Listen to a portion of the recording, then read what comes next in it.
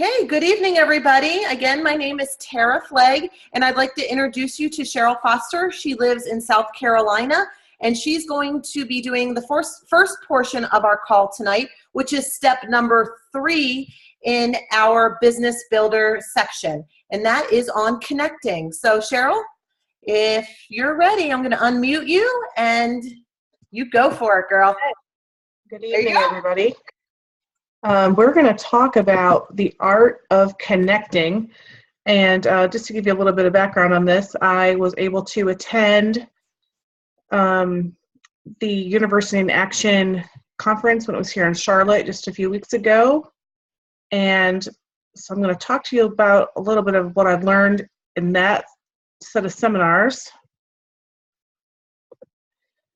All right. So we're going to talk about the art of connecting.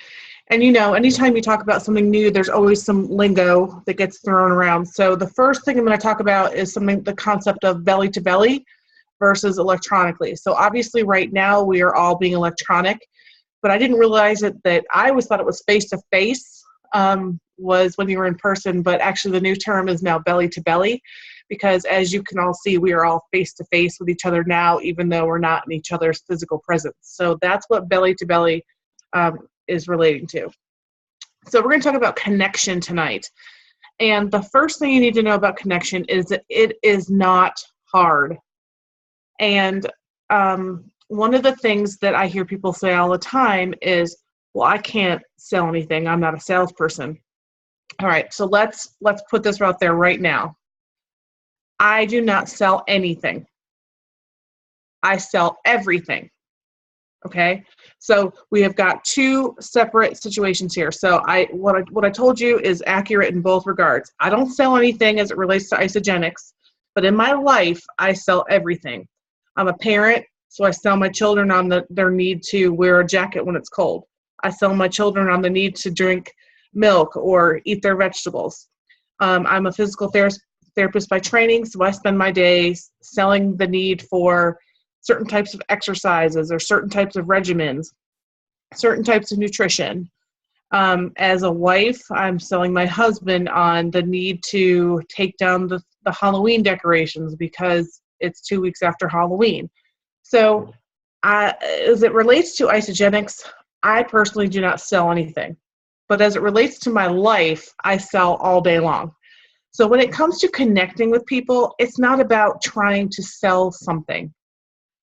When you're connecting with someone, what you're trying to do is find a piece of you that's similar to the piece of the other person. The hardest thing, I think, for most people when it comes to connecting is that first step. As we all know, you get in an elevator, people do their best to avoid eye contact. You go to the gym, everyone has their earbuds in, no one wants to communicate. What we need to do as human beings is try to break through some of that and help to connect with other people. If you do not connect with other people, you cannot grow a business. If you need to underscore that, then do that. But if you do not connect with people, you cannot grow a business of any kind. And more importantly, you cannot help anyone. You can only help the people that you connect with. So one of the things that was brought up at the conference that really stuck with me is that everyone is waiting for someone else to say hello. If you keep that in mind, then by stepping out and saying hello to somebody, sometimes you'll find that people are so happy and thankful that you said something to them that you have an outrageous connection right away.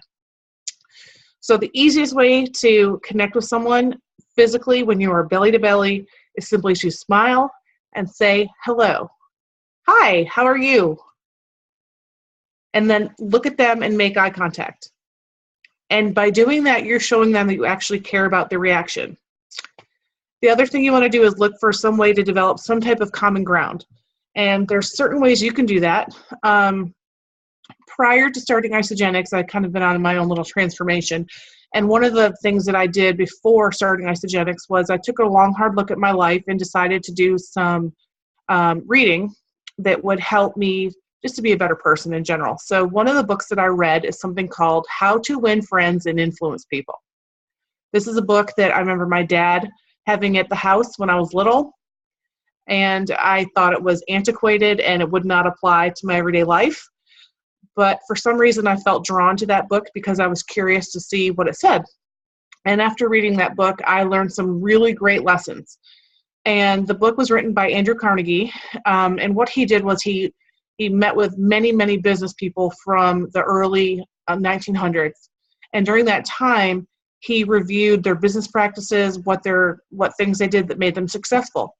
And what he determined is that one of the best ways to win people over to your way of thinking or influence people's decisions is to start out by developing a rapport through finding ways to genuinely appreciate them.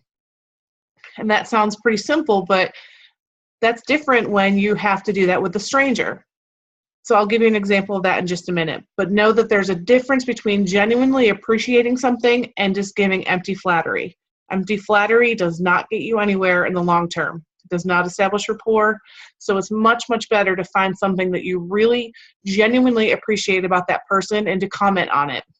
An example would be you go to the food court at the mall and the person who is helping you takes extra time to really explain to you what the menu is and is patient with you when you're trying to select your items.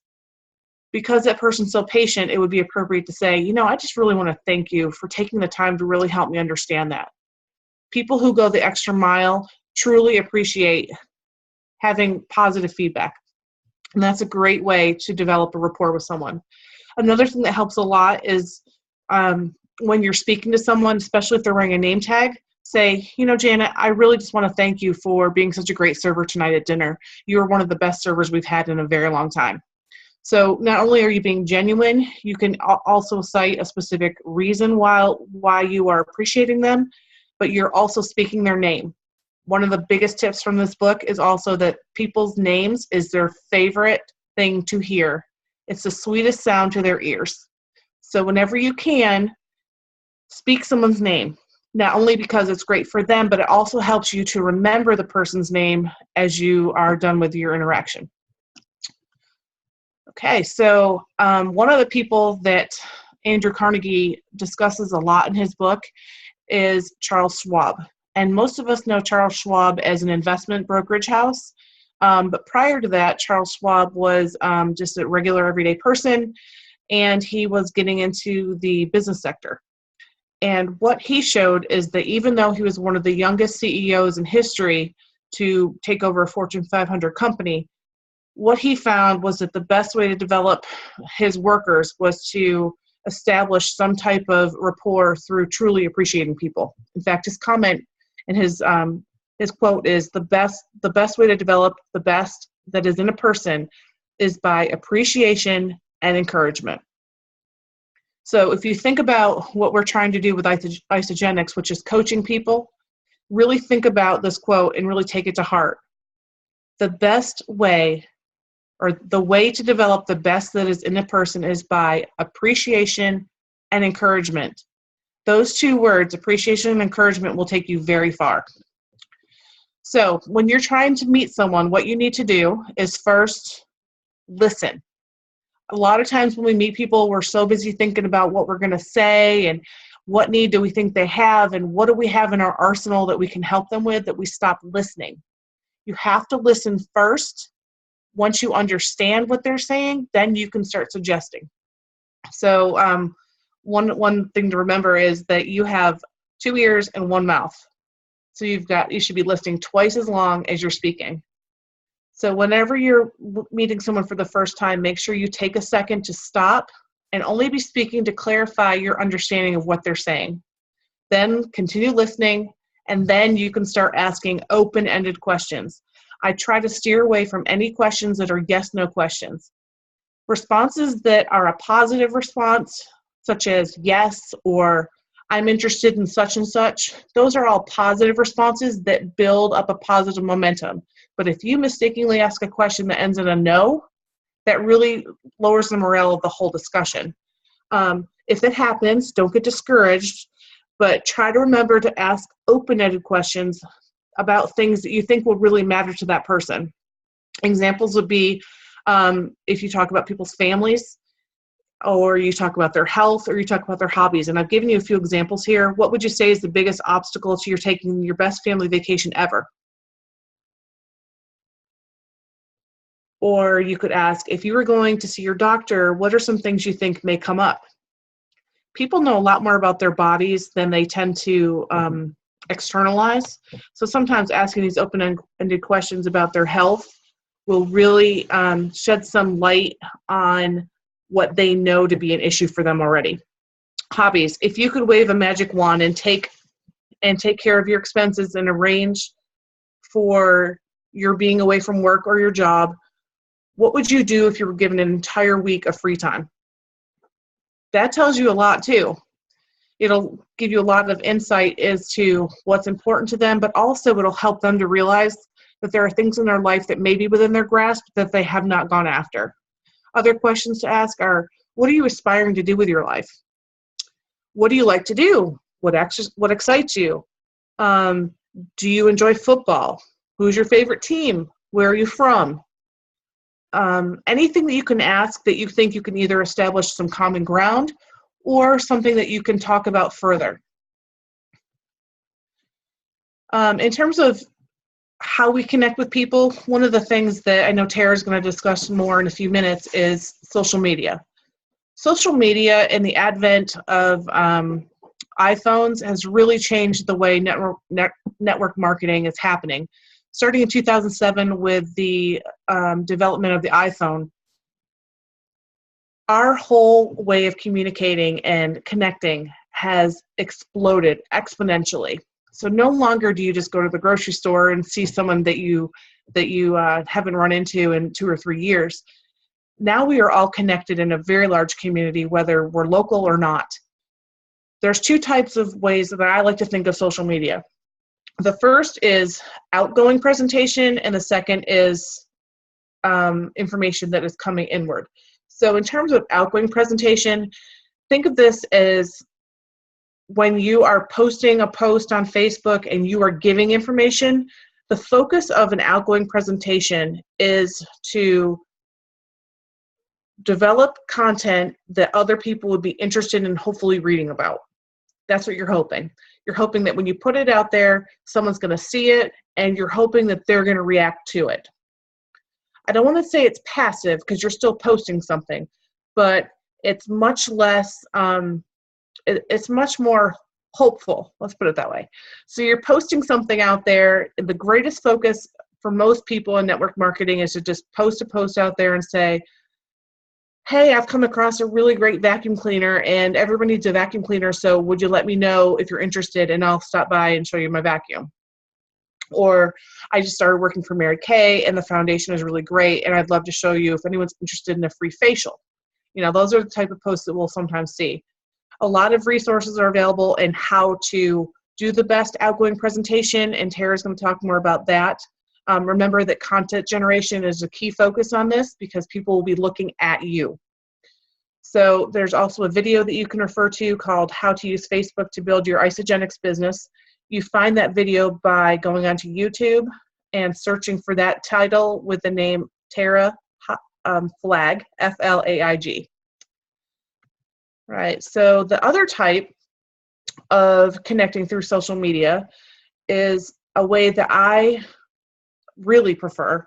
And this is much more people focused. And this is where you are going in and you are gleaning information that you can see from other people's posts. So keep in mind, most of the time when people are posting on social media, they do it for 2 basic reasons. Number 1, they do it to get attention. Now that doesn't sound nice, I realize, but think about it. If you see posts out there, people will say things like, oh, I just completed my first half marathon. They want you to say, wow, great job, which is fine, totally fine. Or they may say, oh, my kids are so funny, let me tell you about what happened this morning. Okay, so those are attempts to get you to know what's happening. A lot of times these posts are entertaining. These are things that are put out there so that you're aware of information. It could be informational, it could be, as I said, it could be humor-based. You're looking for some type of reaction from people that is somehow based on you getting attention. Okay, the second type of social media posts that I typically, the way I break it up is to look for posts that solicit help or support. These are the posts where people will say, oh, my prayer warriors, I need you to pray for my mom who's having a knee replacement tomorrow. Another example would be posts that are not quite as direct, where they say things like, I'm really having some issues and having to stop and step back and really consider my life path. And those posts are also very moving. When you see those, whether they're a direct request or an indirect request, this is a perfect opportunity for you to step in. In fact, this is how I became involved with Isagenix the second time in my life. And this is through Tara reaching out to me through a Facebook Messenger request that she sent to me, saying that she had read on my Facebook page that I was considering some changes in my life, and she thought that she may have some things that would help me. And that's all it took. It just took her reaching out, validating that I was trying to make a change and that she had something that could help me. So once you reach out to someone, the next thing you will do is you have to come up with some way to hook somebody. So you want to create enough interest in what you're talking about so that someone will say, hey, will you tell me more about that? That in order to do that, you have to not tell people everything you know. And that's one of the hardest part, I think, for most people that are in this, is that you know so much, or you're learning so much, and you're so passionate about things that you just want to share everything you know. It doesn't work that way. Once you connect, you need to utilize your 30-second story. But you need to craft your 30-second story in such a way that it relates and reflects back what they're already telling you from their story. So that's where being a keen listener comes in. If you listen to the words they say, you can use very similar language, if not their own language, and reflect it back to them and tell them how Isagenix has affected things for you the way that they would hope it would for them. If you don't have a 30-second story that personally relates to their particular issue or concern, you can borrow from your team. And that's where the strength of a team really comes in. If your 30-second story is still in progress, which I know mine is still in progress, then I would ask someone, if I can introduce you to someone who's helping me to get to my weight loss goal, would you be interested in speaking to them? And that's a yes/no question, but it really puts it out there, and you're not saying that it's going to cost them anything or anything else. You're just offering. If they say yes, then the next thing you'll do is you'll set up a 3-way call. No matter how many years you've been in Isagenix, whether it's been a year or 4 years, the 3-way calls are a really great way to help validate the benefits of our products. It also helps to validate the story that you've already explained to the person with your 30-second message. 3-way calls are really beneficial for not only the person that you're inviting to the call, but it could also be for one of the people that's on the call. So this is a really neat way of reaching out to your associates who may not have built their business yet, but they have a really unique story that is closely aligned with the story that the person is speaking to you about. And this is a great way to motivate them, to make them feel like a subject matter expert in a particular area.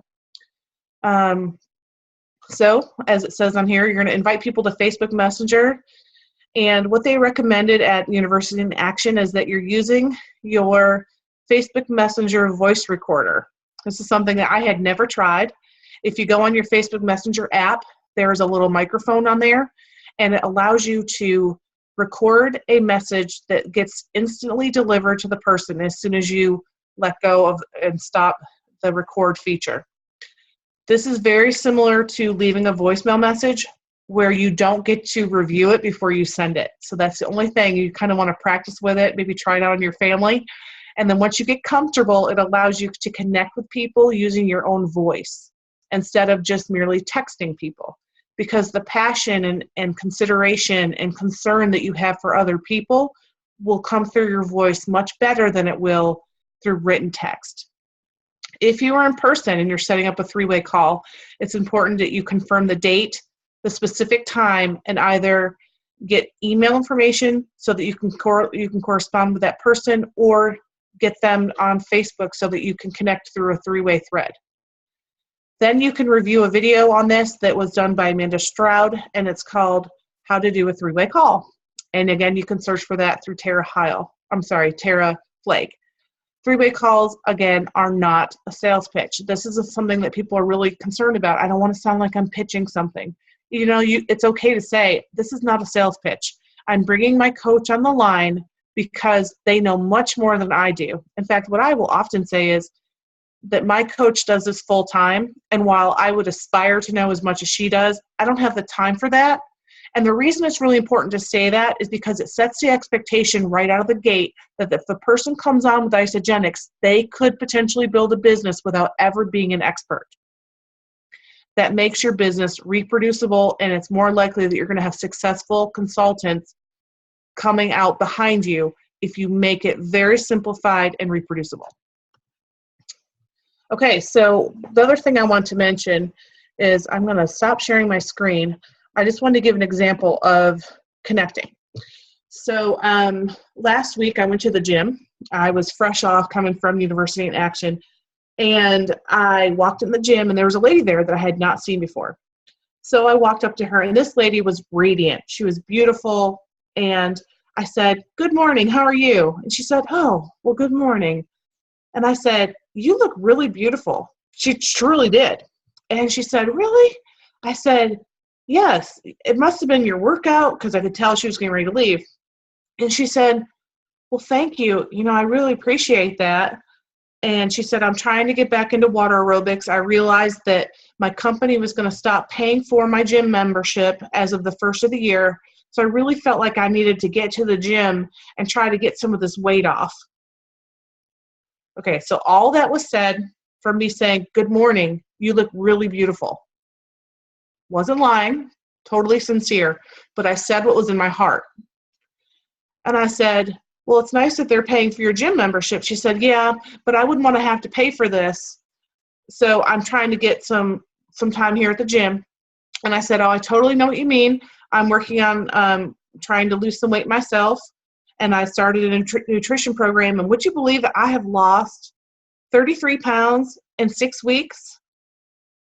And her head swung around, and she said, "You lost that much weight in 6 weeks?" And I said, "I sure did." And I said, "I'm feeling great." And she said, "Well, I don't know what you're doing, but I'd like to know more about it."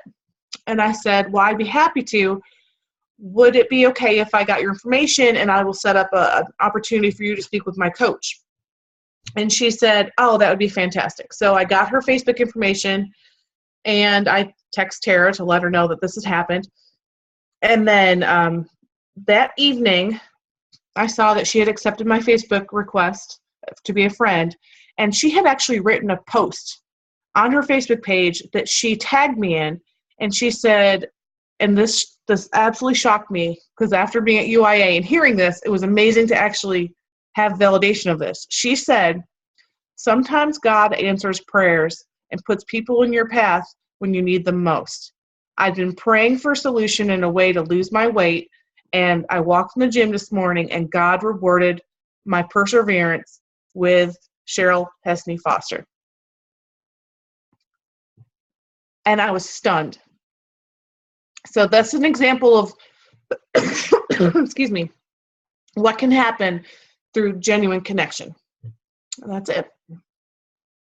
That was awesome, Cheryl. Thank you. Thank you. And those of you that weren't on at the beginning of the call, again, Cheryl's been on my team since September 30th of this year.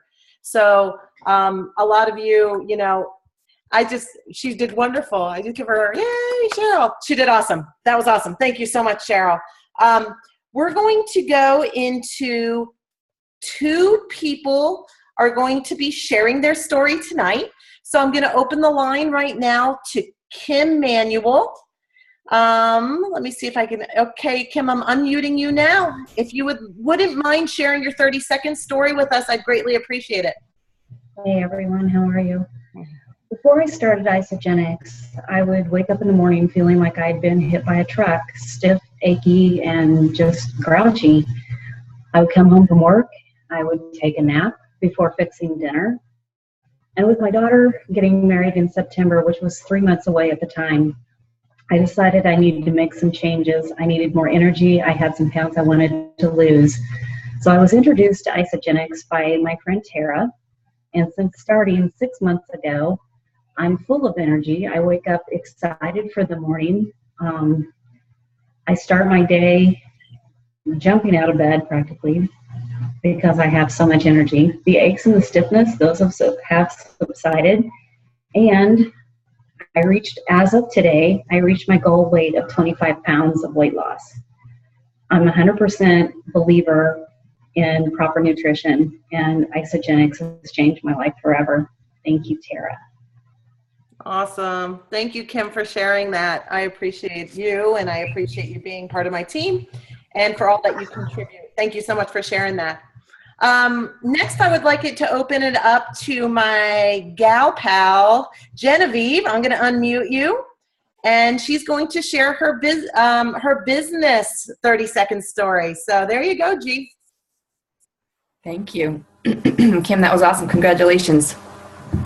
So before Isagenix, I was working as a frustrated physical therapist for what I considered to be a broken healthcare system. I was frustrated and I was really ready for a change. I was introduced to Isagenix by my Zumba friends, Tori and Jen, and my family and I have been using these products now for over 4.5 years, and I've been sharing Isagenix for over 4 years. As a result, my Isagenix income has just this year replaced my physical therapy income, like officially. And I took the leap in May, and I'm now sharing Isagenix full time. And I truly believe that with a strong belief system, with persistent and consistent action, and really just a conviction to never give up, that truly anything is possible. Beautiful. Thank you so much. And Thank you for asking. One who enrolled me. So I am forever grateful to Genevieve for being persistent for 2.5 years of me saying no for 2.5 years. So thank you, Genevieve, for sharing your story. I do appreciate it very much. Thank you. Does anybody have any questions on Cheryl's portion of the call tonight? If you do, if you wouldn't mind putting in the chat, we can address it right now. And if not, I'm going to actually stop this recording. And if there are any recognitions that anybody has on our team, if you wouldn't mind unmuting yourself. So it doesn't look like there's any questions. I think Cheryl did an awesome job. Kim, Genevieve, thank you for your input tonight. I'm blessed with such wonderful people in my team, so thank you. I'm going to stop this call right now.